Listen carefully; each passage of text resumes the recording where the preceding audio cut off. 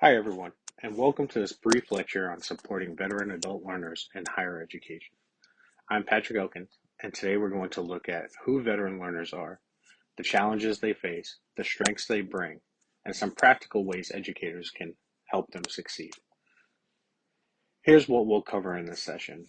First, we'll talk about the unique challenges veterans may face in school. Then we'll look at strategies to support them academically and socially. And finally, we'll explore teaching practices that are especially effective for veteran adult learners. Let's jump in. Veteran students are often older than traditional college students and have life experiences that really shape how they learn. They may have served in combat, worked in leadership roles, or managed complex responsibilities in high-stress environments. But coming back to school after military life isn't always easy. Veterans may face adjustment issues like figuring out how to connect with civilian peers or navigating a college culture that feels very unfamiliar.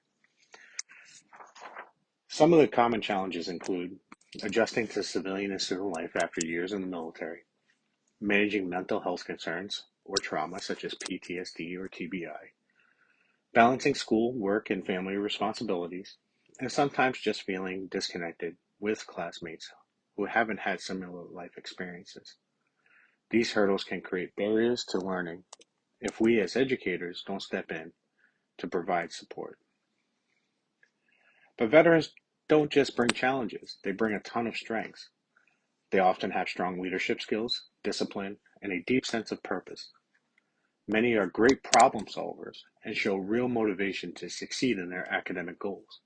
Tapping into these strengths can benefit the entire classroom dynamic. So how can we help? Here are a few effective strategies. Foster an inclusive, respectful environment. Make learning relevant to real-world situations. Offer flexible formats like online or hybrid learning. And always acknowledge the value of their military background. Knowles and colleagues remind us that adult learners benefit when instruction connects to their past experiences and future goals. Some veterans may carry trauma, so it's important to create supportive space. Trauma-informed teaching means avoid unexpected loud noises or intense content that could trigger anxiety, providing structure and routine in your course layout, encouraging participation without putting students on the spot. As Carrillo and Butler explained, this approach just isn't helpful for veterans. It improves the learning environment for everyone. Adult learning theory, especially Knowles' model of andragogy, really fits here.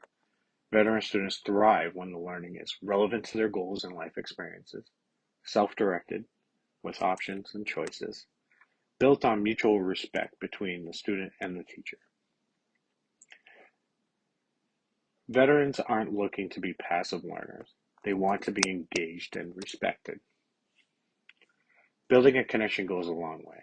Use clear, jargon-free language, be approachable and responsive, and whenever possible, encourage peer support, especially through veteran mentoring programs or group work that suits and builds camaraderie. Technology can help or hurt, depending on how it's used. Make sure your course materials are available in different formats, PDFs, videos, transcripts, etc. Stick to familiar tools or offer tutorials when needed. Even a quick video walkthrough of your course can ease the transition for veterans who aren't tech savvy. To wrap up, veteran students have unique needs, but also incredible strengths. When we use thoughtful, inclusive teaching strategies, we're not just helping veterans, we're improving the experience for every learner in the room. Here are some very big takeaways. Be flexible with deadlines and learning formats. Show respect for veterans' life experiences. Create a sense of inclusion and connection in every classroom.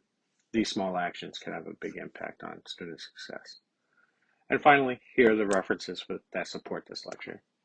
And thanks so much for listening.